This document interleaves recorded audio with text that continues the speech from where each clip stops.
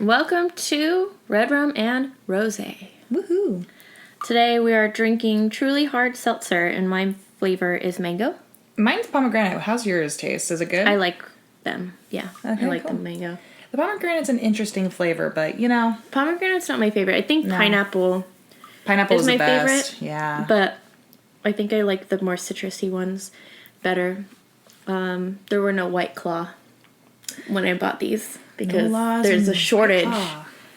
Yeah, everyone's like obsessed with White Claw, which is, I mean, I like good, White Claw. but yeah. I feel like these are the same thing. Pretty much, yeah. It's just another hard seltzer that I Yeah. enjoy. But the problem is that you have to drink a couple of them if you really want to, like... Feel something? Yeah. I think one on, like, an empty stomach, you can feel, like, a little, like, huh.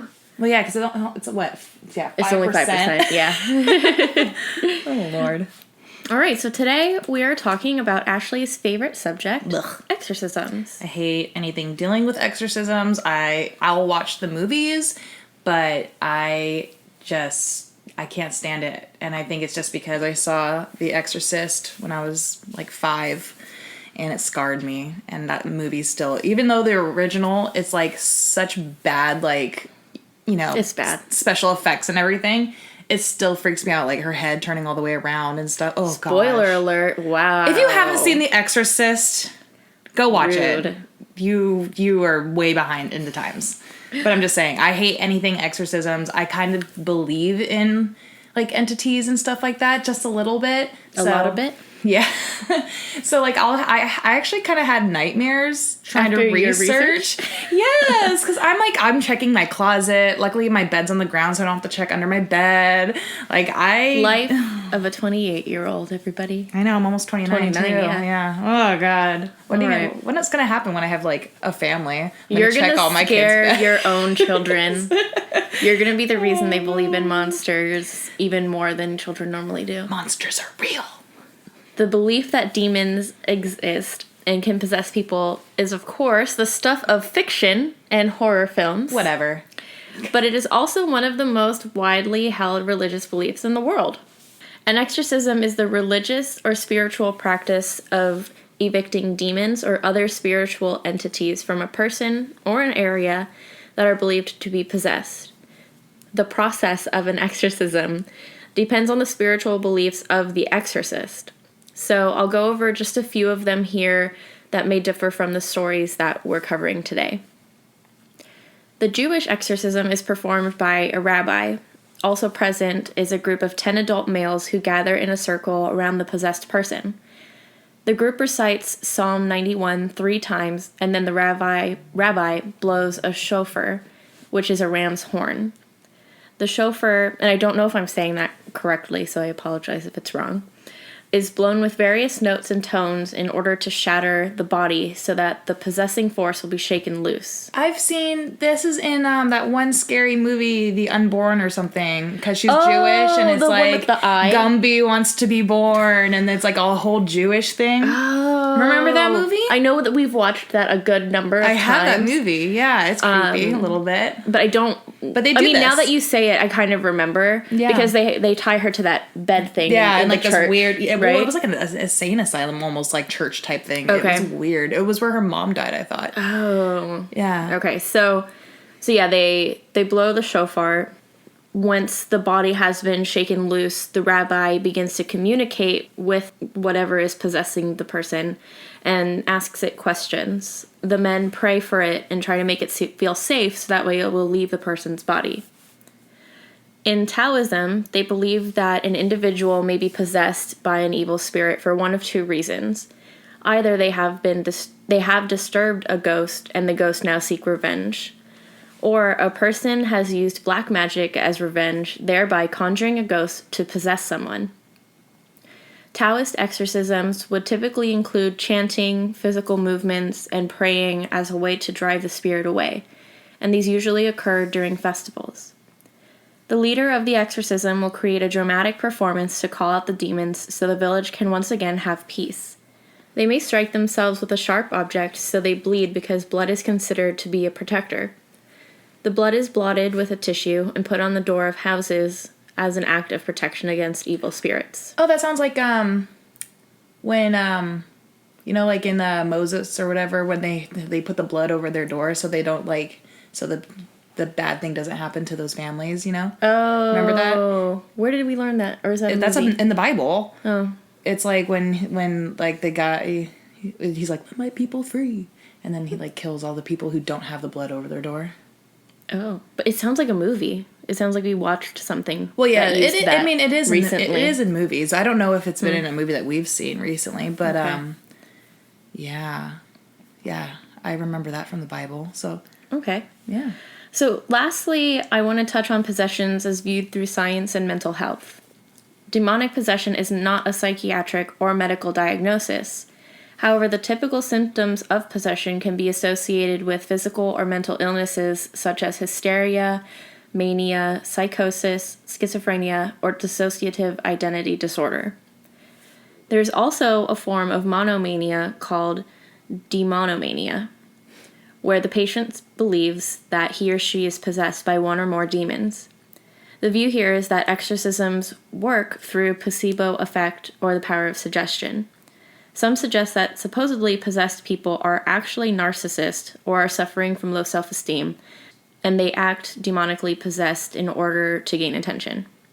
In 1999, the Vatican issued its first new guidelines since 1614 for driving out demons, which urged priests to take modern psychiatry into account when deciding who should be exorcised.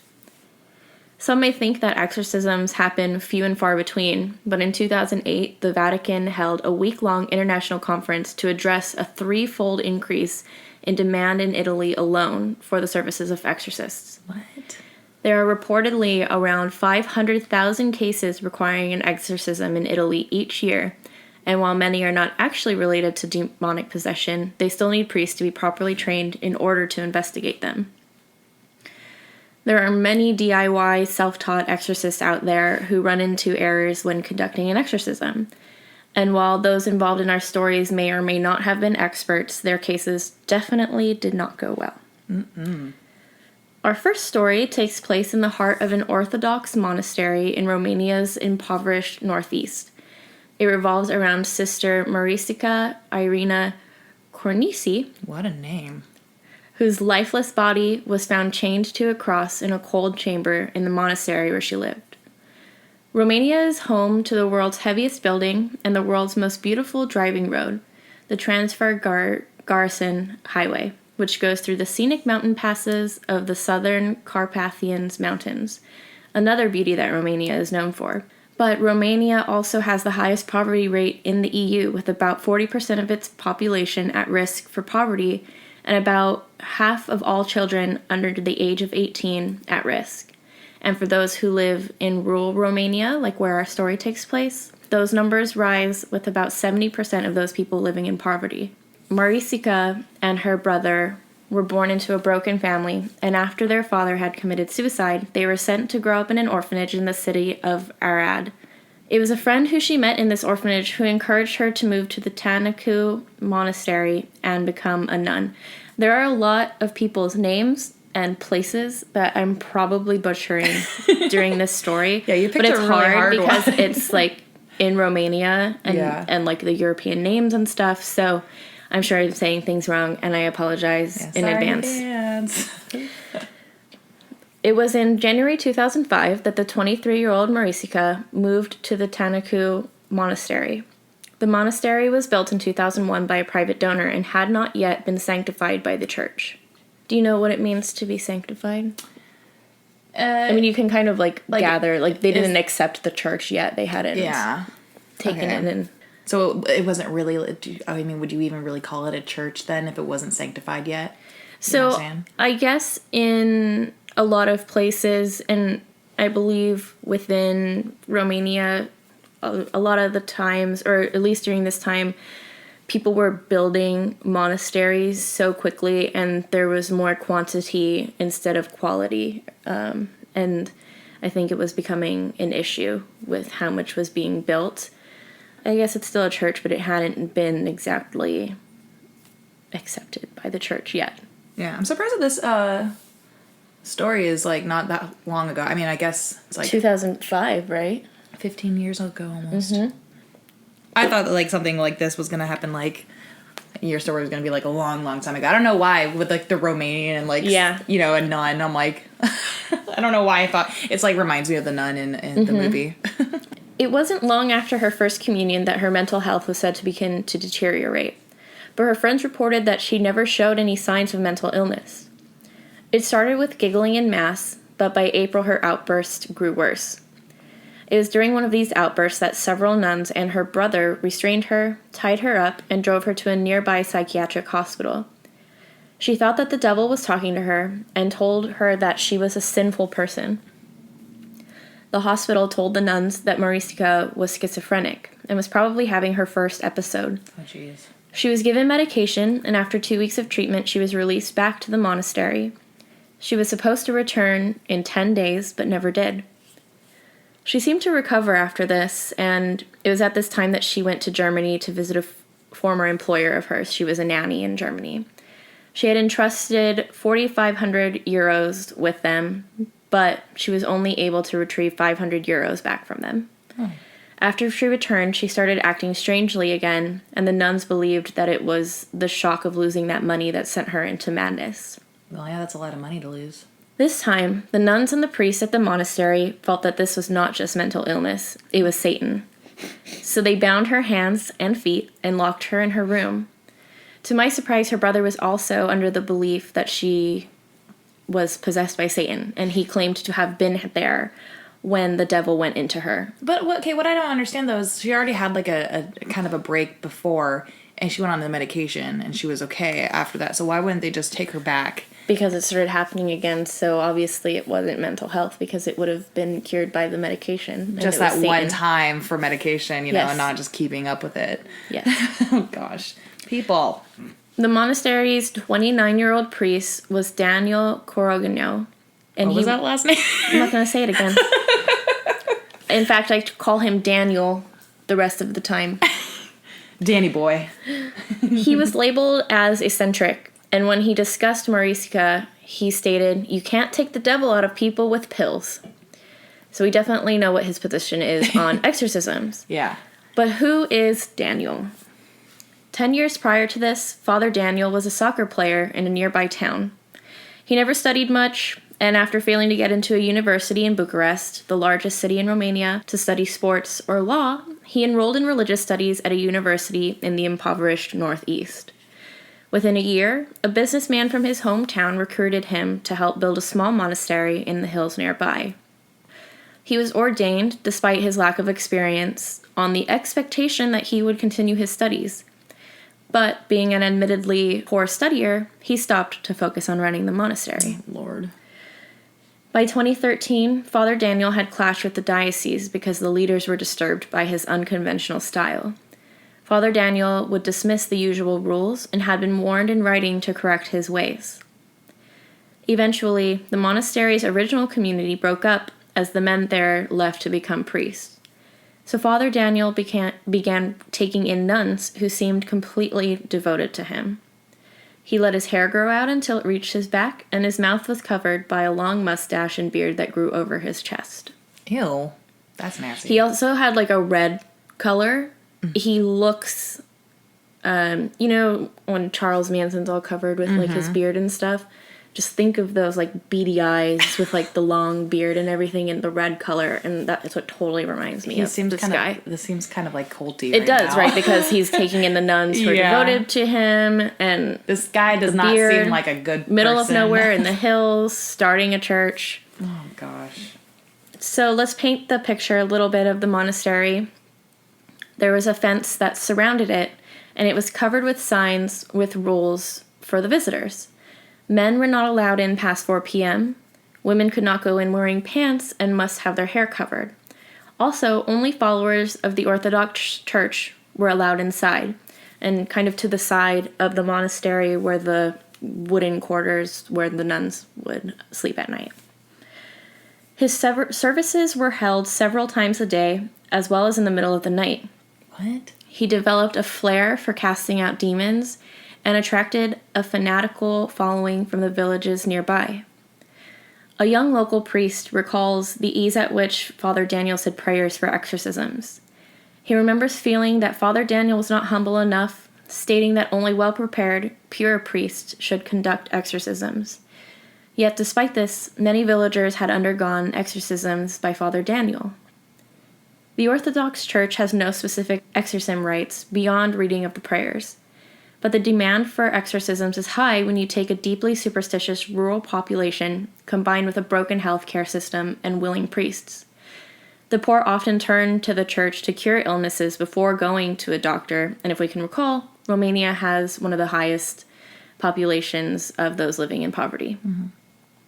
Now that we know a little bit about Father Daniel, let's check back in with Marisica, who has been chained up in her room. After several days, the other nuns had chained her to a board with her arms outstretched on a crossbeam so they could carry her into the church. They kept her in that church on the makeshift cross for 3 days without food or water. What? They forced a towel into her mouth to stop her cursing while they prayed and wet her lips with holy water. Father Daniel said that she refused to drink. According to another nun, Marisica had been restrained in the same manner that others who were possessed were. She claimed that if she were not restrained, she would have either killed herself or someone else. She also claimed that Marisica knew that she was possessed by evil spirits because she was begging them to tie her up and help her. When people from the village were expected to come for services, they would move her back into the nuns' quarters and remove her chains. They said that while she seemed weak, she had calmed down and was smiling. Father Daniel claimed that she was fine and cured. She fell asleep, and that meant that she was better. But Marisica was not just asleep. When the nuns could not wake her and found her pulse to be weak, they called an ambulance. But by the time she reached the hospital, she was dead. Oh, yeah. Well, how long can you go without food and water? Like, only, is it like, I know food is a lot longer. Food, it's a while. I think water is only a few days. So the doctors called police when they could see the marks left by restraints on her ankles and wrists. A 2005 autopsy said that she had died of dehydration, exhaustion, and lack of oxygen. Marisica's family in her hometown demanded justice for her. I'm guessing the lack of oxygen was from them gagging towel, her. Yeah. Okay. Her great-grandmother burst into tears as she called Marisica a good girl whose death was too cruel. She said those who killed her should all be crucified, just like she was. However, Father Daniel had strong support from the village people, where many of them agreed that she was possessed. They believed that the monastery had only tried to take care of her. When Marisica was lowered into her grave, claps of thunder were heard, leading Father Daniel to conclude that the will of God had been done. Oh, shut up, you stupid son of a bitch. Are you kidding me? She was only 23, right? Yes. That's insane. And, like, it seems like mental illness runs in her family since her father killed himself already. So it's like, this is, like, 2005, guys. We should know better by now. Sorry. It's okay. Fuck that guy. Fuck you, Danny. I don't like ya. She was dressed in a black habit and headscarf with a crucifix in her hand and a portrait of Our Lady on her stomach for the funeral mass. Those in attendance said the marks on her body, including on her neck, were still visible. Father Daniel, of course, defended his actions, stating that he thinks that was how God wanted her to be saved. But Father Daniel, along with 4 nuns, were charged with murder and depriving a person of liberty. Prosecutors wanted a life sentence for Father Daniel, but in 2007 he was sentenced to 14 years while the nuns were sentenced to between 5 and 8. Many individuals still supported the priest and were distraught over the verdict. The Court of Appeals reduced his sentence to 7 years, and he was freed on parole in 2011. Many people still maintain that Marisica was possessed rather than mentally ill, and that Father Daniel did his best to help her. In 2014, it was said that Marisica actually died when she received an overdose of adrenaline in the ambulance. Father Daniel said that his only regret is that he called the ambulance. Whoa! He said that had he not called them, she could have been well today. Okay. Wow. I'm sorry. What a piece of shit. The monastery has since been shut down. Good. The Orthodox Church has strongly condemned the exorcism and has banned Daniel from priesthood. That's why I took away the father. Thank goodness. Marisica's death and the revelation that Daniel was ordained without finishing his studies prompted the church to impose stricter rules for entering monasteries, including psychological tests. The story of Marisica has also prompted the 2012 movie called Beyond the Hills. And it's won some awards. Oh, so we should watch that. it. But it's in a different language, so we course. actually have to read the subtitles. That doesn't bug me that much. I think it won for, like, best foreign film or something. You know what's really scary in exorcism films for me is when they start, like, doing weird, like, contortionist shit with their bodies, you know? Like, I wonder if that probably doesn't happen at all. They just make things creepy. I think there have been some, there's the one movie, I forget what it's called, but the main girl's name is, like, Nell or Nellie, and the priest actually does talk about how there are certain things that can cause a person to contort. Yeah, like those, like in the movie In the Unborn, the freaking dude, like, goes upside down and he's going up the stairs, and I'm like, no, I can't handle that. Well, that's a good story. Thanks. That guy is an asshole. I don't like him whatsoever, and he probably should have gotten way more time than what he did. That's kind of ridiculous. And, like, all those people still stuck behind him after, like, all... God. Jeez. They're a deeply religious community. Ugh. My story's a little different. A lot different. So our story starts in 1974 in the quiet town of Ossett, which is near West Yorkshire in England. Look at you painting the picture. I am painting the picture. Yes, I don't know where West Yorkshire in England is. I have no idea. But I guess Ossett is a very small market town, and they only have about 21,000 people living within it right now. So you wouldn't think something as crazy as a demonic possession would occur there. But haha. No, I feel like it is where it would occur. You know? Small places. Small little creepy places. Yeah. Sounds like the English countryside. We should go there. Maybe we'll get possessed too. Whatever. When we were in the countryside, when we went to England, we kept driving places and to little gas stations and stuff like that. And we kept saying how the whole drive seemed like one of those scary movies where the group of people are going on a road trip and they stop into the gas station and the person's like, you shouldn't be here, turn around. And then we were going to this farmhouse in the middle of nowhere. Kind of like Texas Chainsaw Massacre. Yeah, exactly. Ooh. Or Wrong Turn. Is that one? Wrong Turn is the one where, yeah, they break down on the road. Oh, and then no, it's we like weren't thinking about breaking deformed down. people trying to kill them. Oh, God, that movie. Anyways, back to my story. Michael Taylor, who was 31 at the time, his wife Christine, and their 5 children, yeah, a lot of children, and their family poodle lived in Ossett. Yeah, a little poodle. Their family was considered cheerful and happy by their neighbors, and nothing out of the ordinary seemed to be said about the Taylors. Michael came across as kind, but suffered from depression every now and then from a result of a severe back injury that caused him chronic pain. So because of his back injury, it was hard for Michael to keep a steady job. And he was very, very depressed all the time. It's kind of sad. I couldn't find out what the back injury was or how he got the back injury, but I guess he just stayed inside for most of the time. The town of Ossett was highly religious and most of the population attended church, but the Taylor family were known to skip church on the regular. That sounds like me. I don't go to church often because I feel very awkward there. I went to church in Texas when I visited my family. And they were like, you don't have to go. And I was like, no, I'll go. And then I sat there and I was like, I feel so awkward. I've been to church a couple times. Well, when I was younger, I went to church for most holidays because my mom, she's Filipino and the Philippines is highly religious. And as I got older, I stopped going. I went to the church in the Philippines, and that's rough because they say it all in Tagalog. It's not even in English. And the church is small. You're on, like, plastic chairs, so it's not like a normal... Not normal. It's not like a church maybe here. Mm-hmm. And then I've gone to Christian church, which I think is a little... There's more that they say that kind of talks about, like, real-life examples, but it's still church. I think the only time I ever thought church was super interesting was when I was forced to go in New York because my mom tricked me. And, no, she literally tricked me. She just said we were going somewhere, and then I found out we were going to church. But the priest or father, I'm not sure what the right terms are, he was like an ex-hockey player. And so he was like really cool.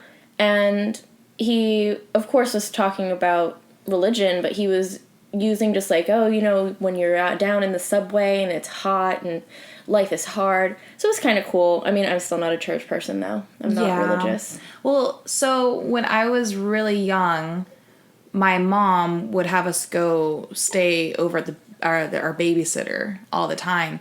And it was like this old Mexican lady. I do remember you talking about that. And she would make my sister and I go to church with her, but the church, like, the entire thing was in Spanish. And I don't understand Spanish. And I'm like probably 7, 8 at this time. So it was just like so boring for me. And then my mom got born again when I was in high school. And like she got really into it. And I didn't really like going to church. I mean, it's not that I'm not religious. I do believe in God. But I just feel like I shouldn't have to go to church if I don't want to go. Yeah, well, when I was still trying to figure out my own feelings about it, I remember my mom saying, you'll go to church when it's too late or something like that. And I was like, I don't need to go to church to believe in God. When it's too late? What does that mean? Like, you're condemned to hell. No, you're gonna, like, you'll want to go to church when you're sick, and it's like, you should be praying before you're sick. You should be like talking to God and tithing and stuff like that before something bad happens, because, you know, but there should never be a too late. No. If God is supposed to take care of you. Exactly. Anyway, I don't want to get too deep into our religious beliefs because I don't want to upset people if a lot of people listen to these things. Yeah. Sorry, guys. This is just our opinion, our view. Wait, but that being said, I do respect everybody's religious Oh, choices. yeah, no, totally. Like, I've had friends who are very, very religious, and I think as long as they can also respect the fact that I don't have the same beliefs, there's no problem. I just don't want somebody to, like, expect that I should also believe in God just because they do. I think everybody has their own right to believe whatever they want. Yeah, like my dad's side of the family, they're really religious, but I'm not. And I mean, I respect them. And like, I went to church with them because it's like, oh, I'll do it because it's like, whatever. But yeah, I don't have anything against religion or anyone's religious beliefs. You do you, I'll do me. But like being tricked into going to church, I feel like that's disrespectful. It is a little bit but you were 14, so. No, at that point I was in college. Oh, then never mind. That was really disrespectful. Yeah. Good mother-daughter bonding time. Yeah. So this was a normal thing until one of the Taylor's friends introduced Michael to a church group that was led by Marie Robinson, who was only 21 at the time. Michael, even though he wasn't religious, started attending meetings on the regular, followed the teachings, and became infatuated with Marie. Oh, you know, when I was in high school, I actually did go to youth group and on the regular. Yeah. Because I enjoyed the group of people. Well, youth group is fun. Yeah. I used to go to youth group. It was group. Still, like, I think we still prayed. Mm-hmm. But the group of people were great. We did activities. It was, like, a thing to look forward to once a week of, like, people my age. And we did fun things, but also surrounded by religion. And I remember that being really fun. Yeah. I feel like a youth group is a lot more fun than going to regular church. Mm-hmm. Because you have activities, whereas with regular church, have I ever told you how intense my mom's churchness is? Like, her, I don't want to say rituals, because that sounds weird, but just how she goes to church. No. She's been doing this since she was young, where as long as there's no mass, you start at the entrance of the church, and I forget what you say, but it's not like the commandments, but it's like something, and with each one, you're like on your knees, and you get closer and closer to the altar. And I remember one time... She's crawling? I was just about to say that. I told her, I was like, oh, did you go crawl at the church? And she's like, it's not crawling. You kneel. So you kneel and say the certain one, and then you get a little bit closer and you kneel and you say the next one. It's like a workout. But she would even do it when she was in the Philippines. And in the Philippines, especially when she was growing up, because she grew up poor, the ground is gravel. Oh, heck no. So it's going into your knees. No. But she's very devoted to Get it, doing Mom. that. Yeah. Jeez. Anyway. Ooh, that hurt. That makes my knees hurt. Ooh, okay. Yeah, I'm just like imagining your mom just crawling down. That when I asked her if she crawled, that she laughed and was like, "I'm not crawling in the church." Oh my gosh. Anyways, so yeah. Michael became infatuated with Marie. He's 31, she's 21. He's also married and has 5 children. Like, get a hold of yourself, bro. Michael started joining Marie in congregations and would use the word of God to exorcise people of their sins and would speak in tongues. Now, I don't know what speaking in, like, how do you speak in tongues? Like, I think it's like everything you hear when we watch exorcism movies. Like the Latin and the... I think. It just... whenever it is a phrase that they use often, but I don't actually know what it means. It's just if I'm watching the movie and the possessed person is talking and they're like, they're speaking in tongues. I'm like, oh, well, that must be tongues. You know, whenever I hear speaking in tongues, I just think of Harry Potter speaking to snakes. No. They would also stay up all night with each other privately, making the sign of the cross at each other to ward off evil power from the full moon. That sounds like a really awesome date that the Bachelor franchise should have next time. Oh my gosh, we need to write into the Bachelor franchise and just Date let them know. suggestion. When it's a full moon. Like, who thinks that... I mean, I always say the crazies come out when the full moon is out, but I don't think evil comes from the full moon, you know? Werewolves do. Oh, but they're not... Are they evil? I don't know. In movies, they are. Yeah, you know... But they were good people at one point. Why do people say that the crazies come out when there's a full moon? I don't know. It's just a thing. So I say it too because I'm just a it's follower. An Ashley fact. It's an Ashley fact. I don't look this shit up, guys. I just go with it. Whenever I tell you a fact, look it up because I'm 99.9% wrong most of the time. Unless you're reading off of your notes because that you've at least looked up, right? You're not just making up a story. I made up this entire story. You know, that wouldn't exactly be the worst thing because then you're thinking of a cool story. Yeah, right? Michael's behavior back at home began to change drastically. He became more hostile, aggravated, and irritable. He spent less and less time at home with his family and more with Marie. I feel like that's kind of signs too, like he's wanting to be with Marie and like he's just getting really irritated with his wife and he kind of just wants to, he's like, in fact, like because he's infatuated, it's like a crush and he just is like super not into his wife anymore, which is kind of sad. It seemed as if this new church group was affecting Michael in a negative way. Cult. What's a cult? Yeah. Okay. Well, yeah, it's yeah. Man, I kind of wish that we watched Midsummer before this. But anyway, sorry. Go on. Mm-hmm. He was said to be easygoing and peaceful before all of this church activity had started. Michael's infatuation with Marie became so obvious. His wife, Christine, actually confronted Michael at congregation and accused him of having an affair. Can you remind me what year this was? 1974. Okay. Yeah, a ways ago. Yeah, but not too bad, because I was thinking if you were going to say, like, I don't know, the 1940s, where, like, I mean, affairs are never good things, but you know how back then it's, like, the most shameful thing possible to get a divorce, but the 70s were kind of, like, hippie time. Yeah, it was right up this I summer. don't even know if they had a hippie movement in England, though. I would think so, the Beatles. They were, like... Oh, good point, but they... ended up coming to the U.S., but they were still, of course, obviously popular in England. Yeah, I don't know. Okay. Curious now. When Christine accused him of having an affair, Michael seemed to have an evil entity cast a shadow over him. He turned his fury toward Marie, which I don't know why, because Christine was the one to confront him, but he turned his fury toward Marie and had to be physically restrained by other churchgoers so he wouldn't hurt her. Wow. Mm-hmm. Michael later claimed that he had no memory and blacked out during this time. Despite his outrage, Michael was fully forgiven by Marie the next day. And even though Michael was forgiven, there was a close eye on him while at church after this outburst. I'm just surprised that she forgave him, but again, church, it's like all about forgiveness, you know.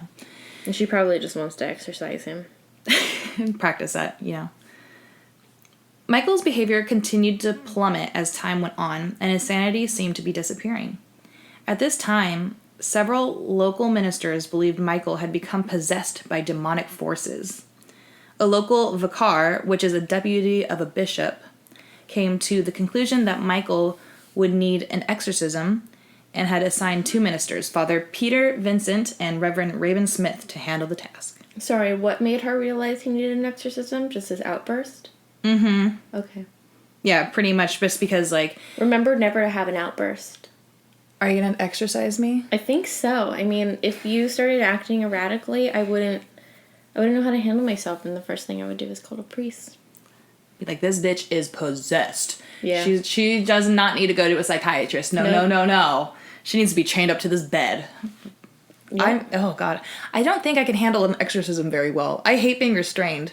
Like, I freak out. And then they, like, wonder why somebody's freaking out when they're restrained. Like, I've never been arrested, mind you, but I've been handcuffed once by a friend. I was about to say, like, where's this story going? Like, it is labeled as explicit, but I don't know that we're that kind of podcast. No. So, no, I was at my friend's house, and Kelly, I was laying on my stomach, like, doing something, and she got on my back, took my hands, and handcuffed me behind my back. Oh, that sounds And nice. I freaked out. Like, I started crying immediately, because I just cannot be restrained. I freaked the fuck out. So, I can only imagine myself during an exorcism. I'd probably just... That's a weird statement. Mm-hmm. But I'd probably just cry the entire time. Be like, I'm not... But it would be the devil trying to make the people sympathize with you. I would die. Just like... Most people. Yeah. They had set the date and time for Michael's exorcism for October 5th, 1974 at midnight.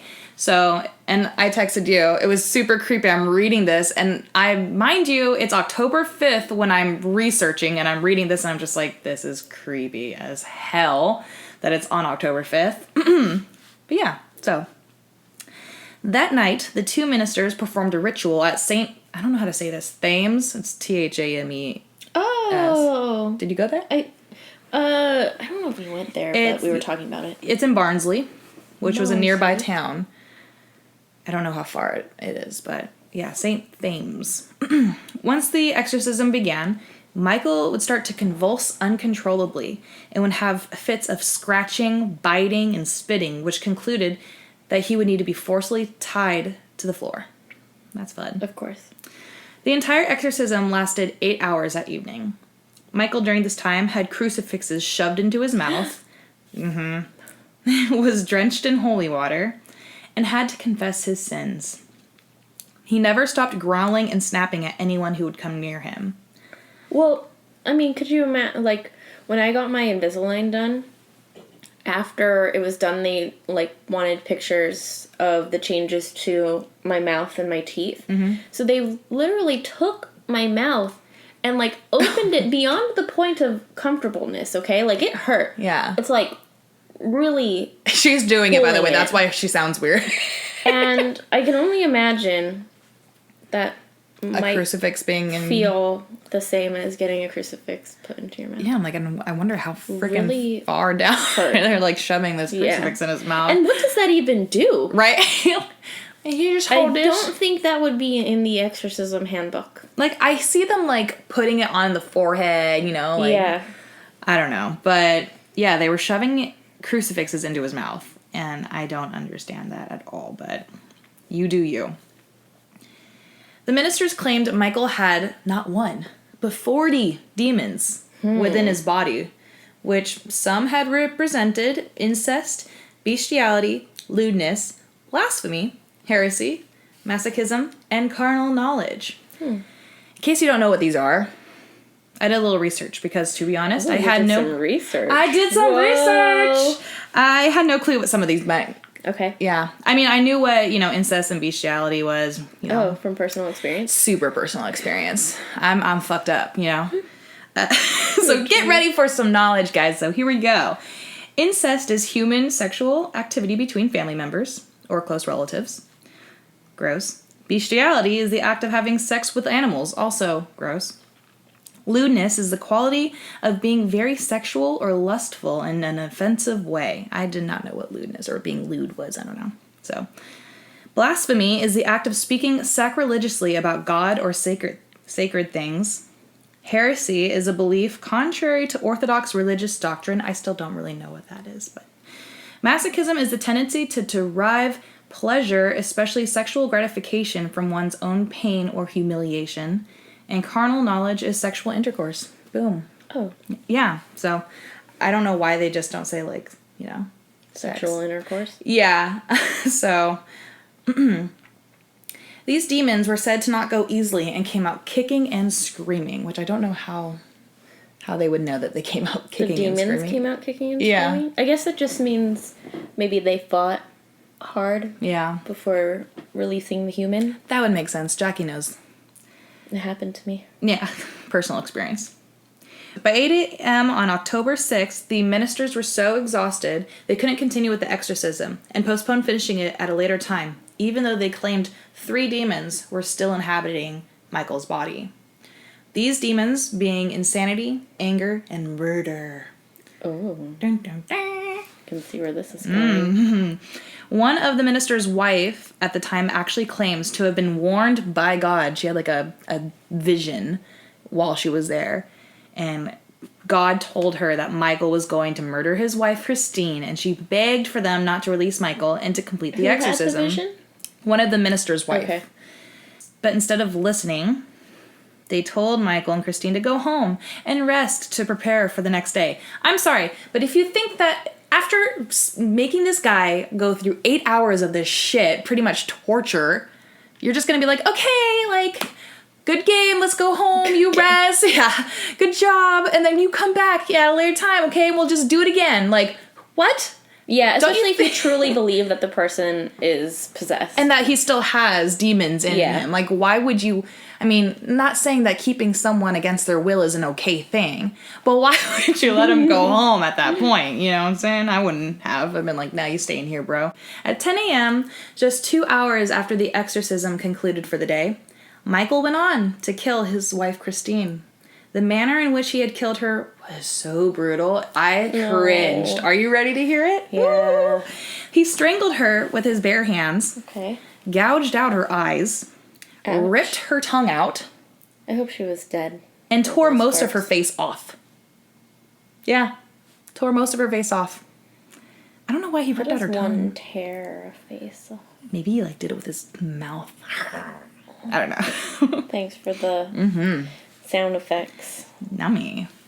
After Michael was finished with Christine, he turned his rage to the family poodle. Oh, I know, poodle. not the poodle. He teared at the dog limb from limb, ripping its legs out of their sockets before strangling the poodle to death as well. Before strangling the poodle. I'm like, what the fuck did the poor poodle do? You know what I'm saying? Like, the dog didn't make it. Sorry, guys. Damn it. Yeah, I was just like, what? Dude, really? Like, you tore it? I mean, like, you could have limb from killed limb? it first. Yeah, so who knows how he, like, if Christina was alive, too, during all the shit that he pulled on her. Like, ooh-wee. After he killed his poodle and his wife, Michael had then left the house, naked and soaked in blood, yelling at the top of his lungs, "It's the blood of Satan," as he walked down the neighborhood street. People were calling the police at this point and saying that someone was walking around with red paint because he was just covered in it, and they thought it was red paint on him. A passing patrol car found Michael, and when they went back to the family home, they found Christine and the family dog strewn about in pools of blood. I can't even imagine walking in on that and seeing that just because of, like, her face being half ripped off. And I'm wondering what he did with her tongue. Ate it. So you can speak more tongues. When Michael was taken into custody after being released from the hospital, he recounted to the exorcism, stating, "It was a long night. They danced around me and burned my cross because that was tainted with evil. They had me in the church all night. Look at my hands. I was banging on the floor. The power was in me. I couldn't get rid of it, and neither could they. They were too late. I was compelled by a force within me to destroy everything living within the house." Good thing the kids were not home. Oh my gosh. Even though Michael said he doesn't remember the murder at his house, he was asked how he felt, and he responded back with, "Released. I am released. It is done. The evil in her has been destroyed. I'm like, how is she evil, bro? You're the one who was getting an exorcism on you. What the hell? Interesting. And he's just like, yeah, I feel released. I feel good. You know, my wife's dead. The poodle's dead. The poodle was evil too, apparently. Poodle was possessed too. Oh, poor poodle. Like, what the freaking A? Nothing like this had happened in this tiny, quiet town before, and there was a huge media frenzy. Michael, during his trial, stated he had no recollection of the murder and had been under supernatural control, and he had suspected that his wife, too, was under the influence of demonic forces. I don't know where he got that. The defense team claimed the congregation that Michael became infatuated with was culty, and were feeding neurosis to a neurotic, and believed they had pushed Michael over the edge. Michael was found not guilty of the murder, for he was deemed both clinically and legally insane. Wow. Yeah. Crazy, right? Actually crazy. He was sent to Broadmoor Secure Hospital for the criminally insane for 2 years, which during this time, Michael spent most of his time being silent or sleeping. He then would serve another 2 years at the Bradford Royal Infirmary before he was released back into society. Nope. 4 years. Yeah. After Michael had attempted suicide 4 times by cutting his wrists and even jumping off a bridge, Michael fell back on the news in 2005 when he was arrested, guess what, for sexually harassing an underage girl. He was arrested for a week, and during that time, the psychiatric problems he had in 1975 seemed to come back. Of course. During his trial, his previous case was deemed to have no bearing with the new case, and he showed to be low to medium risk in reoffending this crime, so he was given 3 years of community service and more psychiatric treatment. He didn't even receive jail time. Yet there's people in jail because they had weed on them. Yeah. I feel like England, step your game up, bro. Like, I hear this all the time with offenders like that. They're like, oh, he doesn't seem like he's going to do it again. We'll just slap you on the wrist, you know? After he tore his wife's face off. And killed a poodle. Yeah. And then I mean, I'm sorry. I guess the lewdness is just still in him. The demon of lewdness. I couldn't find anything else with Michael after 2005. I'm not even sure if he's still alive. That's pretty much where my story ends. Kind of. I think I picked this one more because it's like, I think the justice system part, because I was just like, really? Are you kidding me? Like, he's not even in jail. Like, he never got jail time. He just was in a psychiatric ward. That's it. Well, for the criminally insane, so it might be different. I don't know. We watched Shutter Island. Kind of reminds me of that just a tad. That one's a mind trip.